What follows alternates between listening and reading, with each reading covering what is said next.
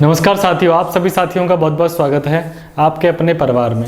चलेगा, आज जो हम हैं वो भारतीय काव्यशास्त्र का दूसरा लेक्चर पढ़ना स्टार्ट कर रहे हैं। ठीक है, भारतीय काव्यशास्त्र से अपनी क्लास प्रारंभ कर रहे हैं और भारतीय काव्यशास्त्र में हम लोग आचार्यों का संक्षिप्त परिचय देखेंगे। क्या देखेंगे?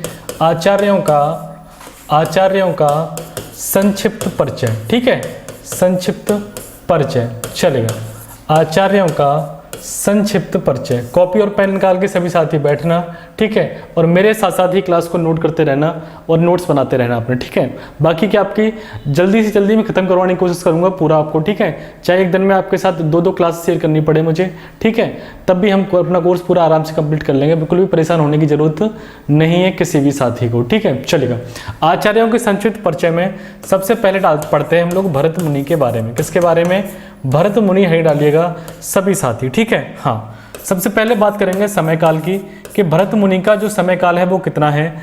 तो ये दूसरी शताब्दी ईसा पूर्व से, कितना समय काल है? दूसरी शताब्दी ईसा पूर्व से और प्रथम शताब्दी ईसा पूर्व तक। प्रथम शताब्दी ईसा पूर्व तक। ठीक है, हाँ, उल्टी गिनती क्यों चल रही है सभी को पता है ना, क्योंकि ये बीसी है। ईसा पूर्व क्या बोलते हैं इंग्लिश में? बिफोर द, है ना, बीसी बोलते हैं। तो ये घटते हुए क्रम में होती है हमेशा। ठीक है, हमेशा घटते हुए क्रम में होती हैं, इसीलिए इनका जो समय काल है वो दूसरी शताब्दी ईसा पूर्व से प्रथम शताब्दी ईसा पूर्व तक है। ठीक है, और जब भी आपके एक प्रथम शताब्दी ईस्वी आ जाएगी वहां से बढ़ेगी आगे की तरफ। ठीक है, एडी आ जाएगी, जो कि फर्स्ट एडी आ जाएगी वहां से आगे की तरफ, और जो बीसी है इससे पहले वो घटते क्रम में। ठीक है, इसलिए आप सभी साथी याद रखना इस चीज को, कंफ्यूज मत रहना कोई भी समय के मामले में। ठीक है, चलेगा, हाँ, पुस्तक कौन सी है इनकी? तो आप सभी को पता है भरत मुनि की ग्रंथ है, पुस्तक है नाट्य शास्त्र। कौन सा है? नाट्य शास्त्र। ठीक है, कौन सा है? नाट्य शास्त्र। नोट करिएगा जी, बिल्कुल, और स्टार लगा के लिखिएगा इसके नीचे कि आचार्य भरत ने, किसने? आचार्य भरत ने इसे पंचम वेद की संज्ञा दी है। इसे पंचम वेद की संज्ञा दी है। पंचम वेद की संज्ञा दी है। क्यों दी है पंचम वेद की संज्ञा? इसे भी समझाता हूं मैं। ये पुस्तक है भरत मुनि की नाट्यशास्त्र, इसे इन्होंने, ठीक है, आचार्य भरत ने इसे पंचम वेद की संज्ञा दी है। क्यों दी है पंचम वेद की संज्ञा? समझिएगा सभी साथी। ठीक है, हाँ, तो सबसे पुराना, सबसे पहला वेद हमारा कौन सा है? ऋग्वेद है, यही है ना। 4 वेद है हमारे, सभी को पता है ना। दूसरा जो वेद है हमारा वो कौन सा है? सामवेद है। कौन सा है? सामवेद है। ठीक है, तीसरा जो वेद है हमारा वो कौन सा है? यजुर्वेद है। कौन सा है? यजुर्वेद है। और चौथा जो वेद है वो कौन सा है? अथर्ववेद है। कौन सा है? अथर्ववेद है, जो हमारा चौथवा वेद है। ठीक है, अथर्ववेद। अब इसे जो है भरत मुनि जी ने, आचार्य भरत ने नाट्य शास्त्र को पंचम वेद की संज्ञा क्यों दी है? तो उन्होंने ऋग्वेद से क्या लिया है? पाठ्य लिया है। ऋग्वेद से क्या लिया है? पाठ्य लिया है। सामवेद किसके लिए प्रसिद्ध है? आप सभी को पता है किसके लिए प्रसिद्ध है सामवेद? तो सामवेद से उन्होंने गान लिया है। क्या लिया है? गान लिया है। यजुर्वेद से उन्होंने अभिनय लिया है। क्या? अभिनय।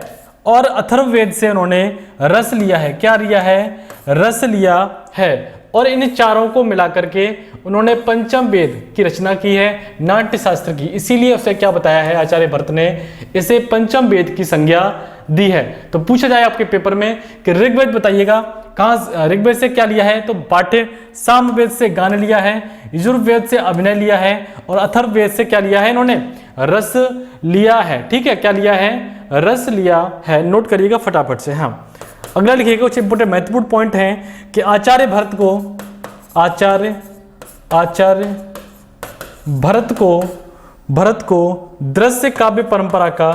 दृश्य काव्य परंपरा का जनक माना जाता है। ठीक है, जनक माना जाता है। अगर आप सभी से पेपर में पूछा जाए कि आचार्य भरत किसको दृश्य काव्य परंपरा का जनक माना जाता है, तो आपका आंसर क्या होगा? बिल्कुल, क्या होगा? आपका आचार्य भरत आंसर होगा कि आचार्य भरत को दृश्य काव्य परंपरा का जनक माना जाता है। ठीक है, आगे बढ़ते हैं, चलेगा, जनक माना जाता है। हाँ, अगला प्रश्न कई बार पेपर में आया है, बहुत ही ज़्यादा महत्वपूर्ण है और आपके पेपर में भी देखने को मिलेगा कि आचार्य भरत जो है, आचार्य भरत जो है वो रस सिद्धांत के जनक हैं। किसके जनक हैं? रस सिद्धांत के जनक हैं। ठीक है, कई बार पेपरों में आया है और आपके पेपर में बिल्कुल पूछा जाएगा रस सिद्धांत के जनक कैसे कहा जाता है। ठीक है, तो कौन है रस सिद्धांत के जनक? आचार्य भरत हैं। कौन है? आचार्य भरत जी हैं। ठीक है, अब इनकी जो पुस्तक है नाट्यशास्त्र, उसकी चर्चा करते हैं कि क्या क्या प्रश्न हैं जो यहाँ से बन सकते हैं। ठीक है, नाट्यशास्त्र से क्या क्या प्रश्न बन सकते हैं आपके। तो अगर मैं नाट्यशास्त्र की बात करता हूँ, वर्तमान में पूछे जाएं कितने अध्याय हैं, वर्तमान में पूछे जाएं कितने अध्याय हैं, तो वर्तमान में 36 अध्याय हैं। कितने अध्याय हैं नाट्यशास्त्र में? 36 अध्याय हैं। ठीक है, हाँ, जिसमें क्या किसकी गणना की किसकी है, तो आप सभी बताएंगे कि जिसके अंतर्गत रस अलंकार, ठीक है, गुण दोष आदि का वर्णन किया गया है ना? आदि का वर्णन किया गया है, आदि का वर्णन किया गया है। पूछा जाए कि वर्तमान में 36 अध्याय है नाट्यशास्त्र के अंतर्गत और उसके में क्या क्या है, किस किसका वर्णन मिलता है, तो आप सभी बताएंगे उसमें रस अलंकार गुण दोष आदि का वर्णन मिलता है। ठीक है, बिल्कुल। और एक 6वां अध्याय है नाट्यशास्त्र का, वो बहुत ही ज्यादा महत्वपूर्ण है। किस लिए महत्वपूर्ण है देखिएगा, तो नाट्यशास्त्र में, और याद भी रखिएगा इस चीज को, नाट्यशास्त्र के 6वें अध्याय में, किसमें? 6वें अध्याय में है ना, आचार्य भरत ने रस विभाव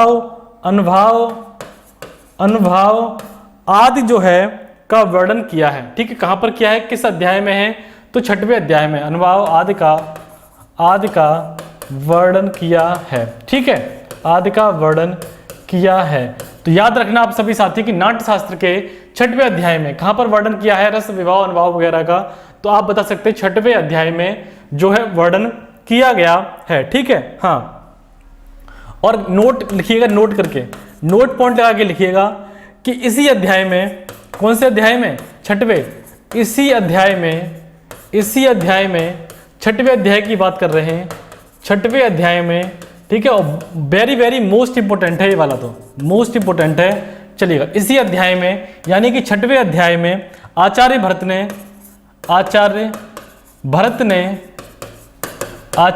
ने रस सिद्धांत दिया है। क्या दिया है? रस सिद्धांत दिया है। ठीक है, कौन से में है? आचार्य भरत ने इसी अध्याय में यानी कि 6वें अध्याय में क्या दिया है? एक रस सिद्धांत दिया है जो आप सभी को याद भी होगा। ठीक है, क्या कहा है उन्होंने? कहा है विभाव है ना, विभावानुभाव व्यवचारी संयोगवाद रस निष्पत्ति है ना, ये क्या है इनका? रस सिद्धांत है, रस निष्पत्ति। ठीक है, विभावानुभाव व्यवचारी संयोगवाद रस निष्पत्ति। ठीक है, इसी अध्याय में पूछा जाए किस अध्याय से संबंधित है, तो 6वें अध्याय से है। ठीक है, किस अध्याय से संबंधित है? आचार्य भरत का रस सिद्धांत, तो आप कह सकते हैं 6वें अध्याय से संबंधित है। ठीक है, हाँ, अब देखो प्रश्न ऐसे कई बार घुमा फिरा के पूछ लिया जाता है। कैसे कैसे? जैसे प्रश्न आया आपके में पेपर में, प्रश्न आया, क्या आया कि रस सिद्धांत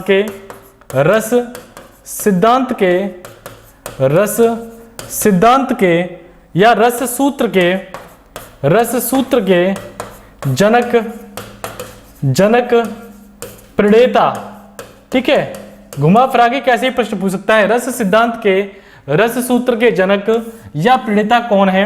कौन है प्रणेता? तो प्रथम आचार्य कौन है? भरत है। ठीक है, क्या याद रखना है आपको कि प्रथम जो आचार्य है वो कौन है? प्रथम आचार्य भरत है। ठीक है, कौन है आचार्य? प्रथम आचार्य जो है वो आचार्य भरत है आपके। ठीक है, तो प्रश्न कैसे भी आ जाए पेपर में आप तुरंत आंसर कर सकते हैं उसका। ठीक है, एक तो 6वें अध्याय की बात हुई, एक जो 7वां अध्याय है इसका वहां पर और किसका वर्णन मिलता है? तो स्टार लगा के लिखना, सातवें अध्याय में,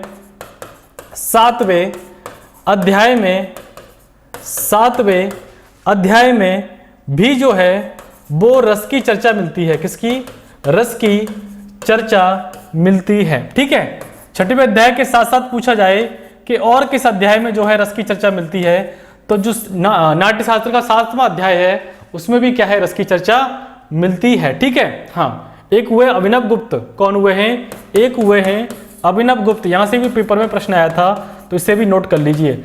अभिनव गुप्त ने नाट्यशास्त्र पर, किस पर? नाट्यशास्त्र पर है ना, नाट्यशास्त्र पर कौन सी टीका लिखी है? अभिनव भारती नामक टीका। ठीक है, अभिनव भारती नामक जो है टीका लिखी है। ठीक है, अभिनव भारती नामक जो है टीका लिखी है। किस पर आधारित है? तो अभिनव गुप्त ने नाट्यशास्त्र पर, किस पर आधारित है? नाट्यशास्त्र पर आधारित है। ठीक है, अभिनव भारती टीका जो लिखी है, ठीक है, किसके द्वारा लिखी गई है? तो अभिनव गुप्त जी के द्वारा लिखी गई है। ठीक है, चलेगा, ये तो होते हैं आपके आचार्य भरत। इसके बाद आते हैं, नोट करिएगा फटाफट से, आचार्य भामय। कौन आते हैं आपके? आचार्य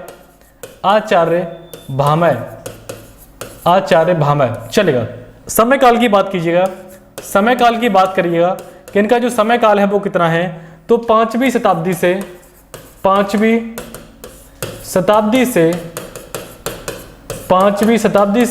है ना 6वीं शताब्दी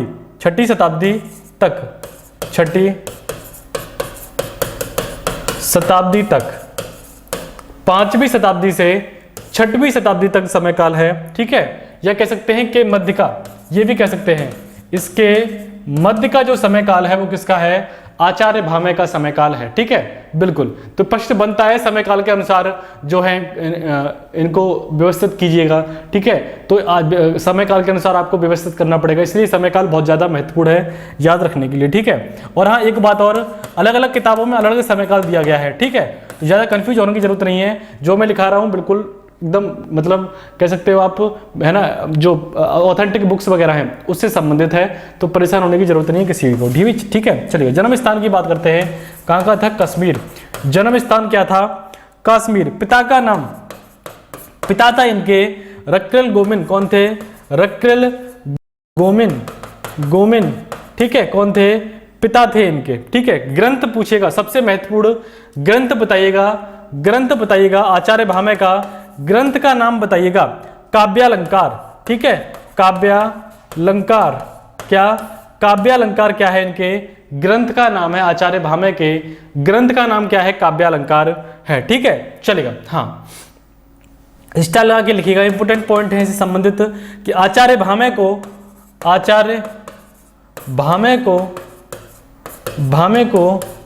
श्रव्य काव्य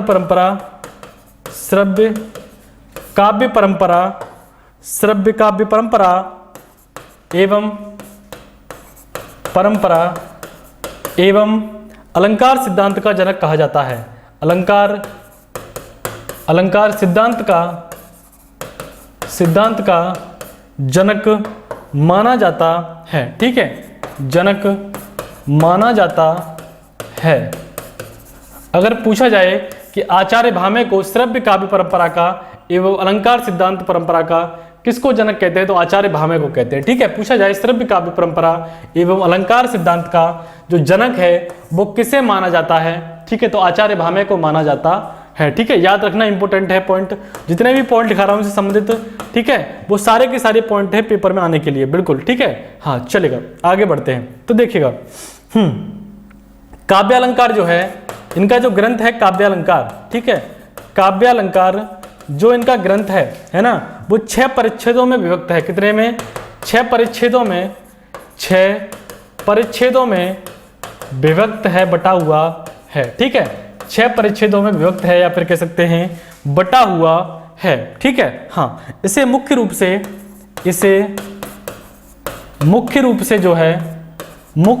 जो है 5 भागों में बांटा गया। वैसे जो काव्यालंकार है वो 6 परिच्छेदों में विभक्त है, इसे मुख्य रूप से कितने? 5 भागों में, मुख्य रूप से बात की जाए तो 5 भागों में बांटा गया है। और वो 5 भाग कौन कौन से हैं देखिएगा। पहला है काव्य शरीर, पहला है काव्य शरीर, काव्य शरीर, ठीक है। दूसरा है अलंकार, अलंकार, अलंकार के बाद अगला है कोश, कौन सा है, कोश, ठीक है। चौथा है आपका न्याय, न्याय, और पांचवा है बुद्धि, कौन सा है, पांचवा बुद्धि।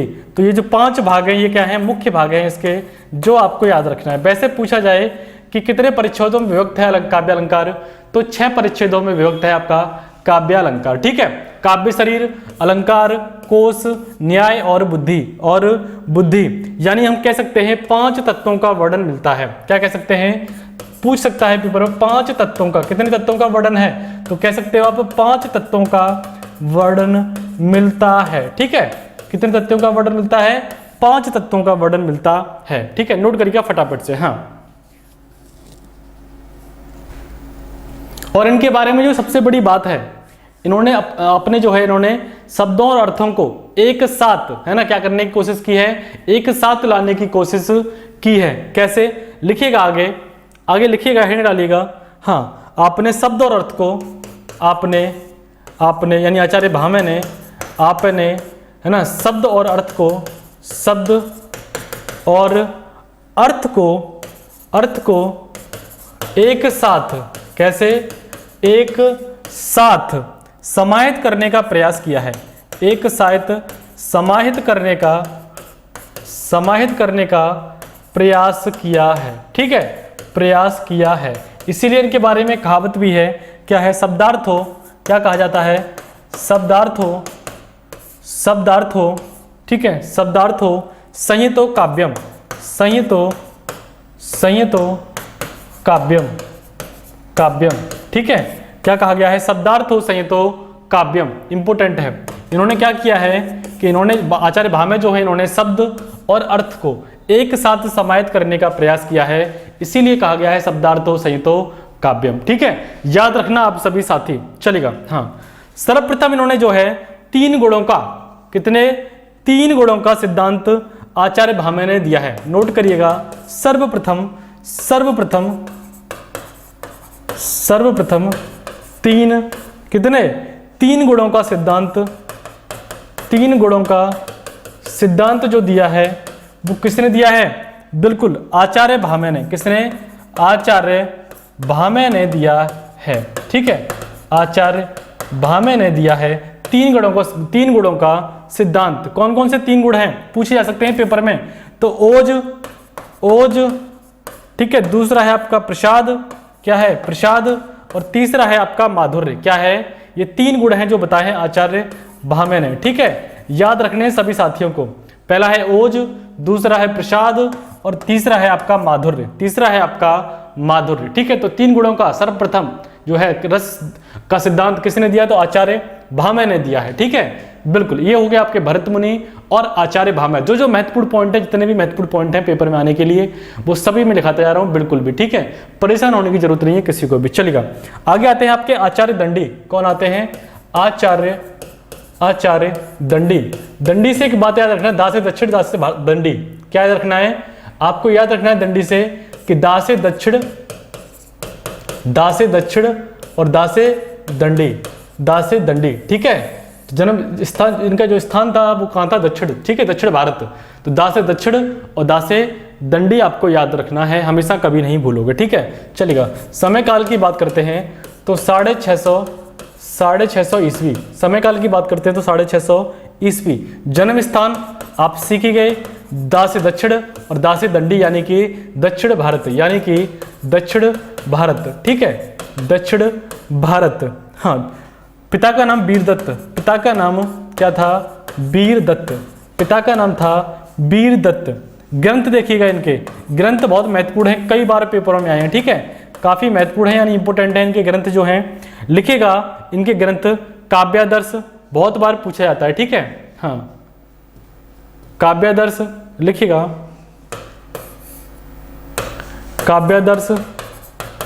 काव्यादर्श बहुत इंपोर्टेंट है, ठीक है। काव्यादर्श, 10 कुमार चरितम, 10 कुमार चरितम, ठीक है। अवंति सुंदरी कथा, अवंति सुंदरी कथा, हाँ अवंति सुंदरी कथा, अवंति सुंदरी कथा, छंदो विचित है ना, छंदो विचित, नोट करिएगा, छंदो विचित, हाँ काला परिच्छेद आगे है आपका, छंदो विचित, काला परिच्छेद, काला परिच्छेद और द्विसंधान काव्य, क्या है, द्विसंधान काव्य, द्विसंधान काव्य, ठीक है। सबसे इंपोर्टेंट काव्यदर्श इनका 10 कुमार चरितम और अवंति सुंदरी कथा, ठीक है। ये क्या है, सबसे इंपोर्टेंट है इनके, ठीक है, सबसे महत्वपूर्ण है जो आप सभी को याद रखने हैं। नीचे लिखिएगा जो काव्यदर्श है ये काव्य शास्त्र विषय का क्या है, महत्वपूर्ण ग्रंथ है। लिखिएगा स्टार लगा करके कि जो काव्यदर्श है, जो इनका ग्रंथ है, रचना है काव्यदर्श, काव्यदर्श, ठीक है, काव्यदर्श ये काव्य शास्त्र विषय का, काव्यशास्त्र विषय का क्या है, महत्वपूर्ण ग्रंथ है, ठीक है, महत्वपूर्ण ग्रंथ है। चलिए काव्यदर्श जो है ये क्या है, बिल्कुल आपके काव्यशास्त्र विषय का महत्वपूर्ण ग्रंथ है, ठीक है, काव्यशास्त्र विषय का महत्वपूर्ण ग्रंथ है।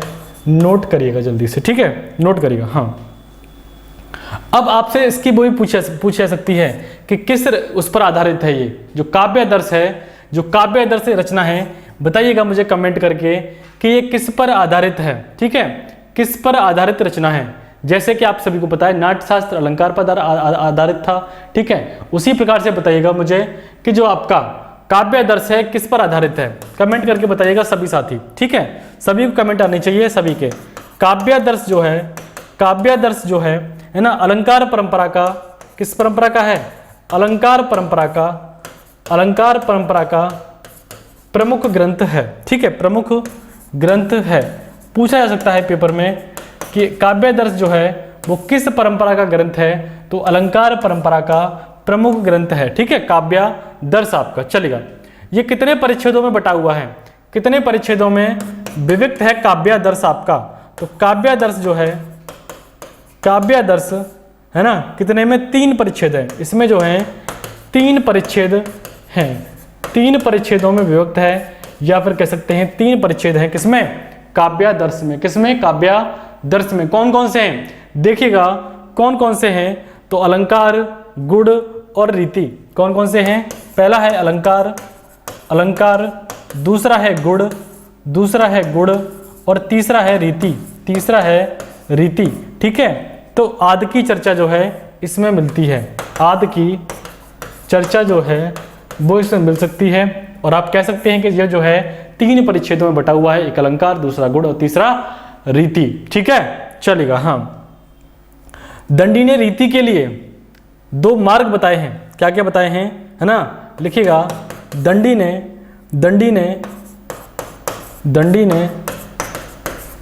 रीति के लिए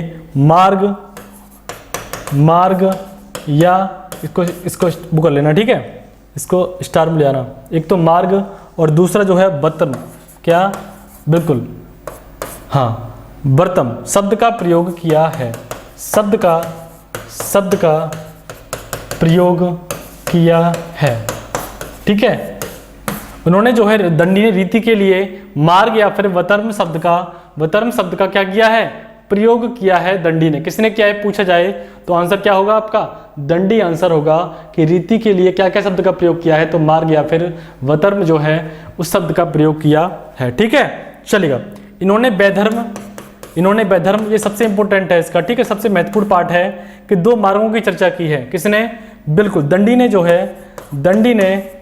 2 मार्गों की चर्चा की है, 2 मार्गों की, कौन कौन से 2 मार्ग बताए हैं, 2 मार्गों की चर्चा की है। कौन कौन से 2 मार्ग हैं बताइएगा मुझे, कौन कौन से 2 मार्ग हैं, क्या आप सभी को याद हैं। हाँ, पहला है वैधर्व, कौन सा मार्ग है, पहला है वैधर्व, लिखिएगा वैधर्व, और दूसरा है गौड़, क्या है, दूसरा है गौड़, यानी कि दंडी जो आपके हैं, इन्होंने दो मार्गों की चर्चा की है। एक है आपका वैदर्भ, ठीक है, और दूसरा है आपका गौड़। कौन सा है? गौड़, ठीक है, चलेगा। हाँ, इसके बाद बात करते हैं हम किसकी? आचार्य उद्भट की। अगले आते हैं आपके आचार्य उद्भट।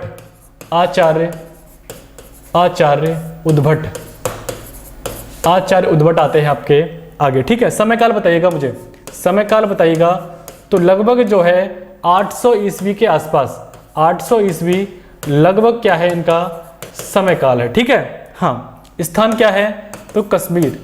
स्थान क्या है? जन्म स्थान पूछा जाए तो कश्मीर है, ठीक है, कश्मीर है। पुस्तक या ग्रंथ बताइएगा इनका, पुस्तक या ग्रंथ बताइएगा कौन सा है? अलंकार सार संग्रह। क्या है? अलंकार सार संग्रह, ठीक है। अलंकार सार संग्रह क्या है इनका? ग्रंथ है, ठीक है। हाँ, अलंकार सार संग्रह नामक जो है इनका ग्रंथ है, नोट करिएगा फटाफट से, ठीक है। अलंकार सार संग्रह लिखेगा कि जो अलंकार सार संग्रह ग्रंथ है, अलंकार सार संग्रह, अलंकार सार संग्रह नामक यह ग्रंथ, यह ग्रंथ, हाँ, 69 कारिकाओं में विभक्त है। कितनी? 69 है ना, कारिकाओं में विभक्त है। कितनी कारिकाओं में विभक्त है? 69। कितनी? 69, ठीक है। और इसे 6 वर्गों में विभाजित किया गया है। कितने विभागों में? हाँ, और इसे 6 वर्गों में विभाजित किया गया है। पूछा जाए कि जो काव्य अलंकार सार संग्रह है, इसको कितने वर्गों में विभाजित किया गया है? तो 6 वर्गों में विभाजित किया गया है, नोट करिएगा, ठीक है। कितने विभागों में है? 6 विभागों में जो है विभाजित किया गया है, ठीक है। इस ग्रंथ पर जो टीकाएं लिखी गई हैं, लिखेगा। हाँ, इस ग्रंथ पर, अगला पॉइंट है, इस ग्रंथ पर 2 टीकाएं लिखी गई हैं। इस ग्रंथ पर 2 टीकाएं, कितनी? 2 टीकाएं लिखी गई हैं, ठीक है। 2 टीकाएं जो हैं वो लिखी गई हैं। कौन कौन सी हैं 2 टीकाएं बताइएगा? कौन कौन सी 2 टीकाएं हैं बताइएगा? तो पहली टीका है आपकी प्रतिहारेंदुकृत, प्रतिहारेंदुकृत, ठीक है। प्रतिहारेंदुकृत अलंकार सार संग्रह लघुवृत्ति, अलंकार सार संग्रह लघुवृत्ति, ठीक है। पहली तो यह है आपकी लघुवृत्ति, पहली टीका है आपकी अलंकार सार संग्रह लघुवृत्ति, ठीक है, प्रतिहारेंदुकृत। और दूसरी है राजानक तिलककृत, राजानक, ठीक है, राजानक तिलककृत। कौन सी रचना है बताइएगा इनकी? कौन सी रचना है बताइएगा? उद्भट विवेक। कौन सी है? उद्भट विवेक, ठीक है। 2 टीकाएं हैं जो इस ग्रंथ पर आधारित हैं। किस पर? तो अलंकार सार संग्रह नामक ग्रंथ पर। पहली है प्रतिहारेंदुकृत अलंकार सार संग्रह लघुवृत्ति, और दूसरी है किसकी? राजानक तिलककृत की उद्भट विवेक। कौन सी? उद्भट विवेक, ठीक है, उद्भट विवेक। तो ये थी आपके, ठीक है, आचार्यों का जो संक्षिप्त परिचय चल रहा है। और इसके बाद ऐसी आपकी क्लासेस आपको मिलती रहेंगी, बिल्कुल, ठीक है। और मैं आपको सभी को बताना चाह रहा हूँ कि अभी जो है आपकी, ठीक है, मैं 3 क्लासें दूंगा। एक आपकी सुबह आएगी, ठीक है, 3 क्लासें स्टार्ट है आज से ही आपकी। एक सुबह आएगी, एक दोपहर में आएगी आपकी, एक दोपहर में आएगी, और एक आपकी रात को, ठीक है। ये 3 क्लासें आएंगी आपकी सभी की, ठीक है, 3 क्लासें मिलेंगी आपको, ठीक है। सुबह वाली क्लास में क्या हो रहा होगा? व्याकरण हो रहा होगा। सुबह वाली क्लास में क्या हो रहा होगा? व्याकरण हो रहा होगा। दोपहर वाली जो क्लास है उसमें क्या हो रहा होगा? हिंदी साहित्य का इतिहास चल रहा होगा। हिंदी साहित्य का इतिहास, या फिर आपका जो संस्कृत का धातु रूप है वो चल रहे होंगे, ठीक है।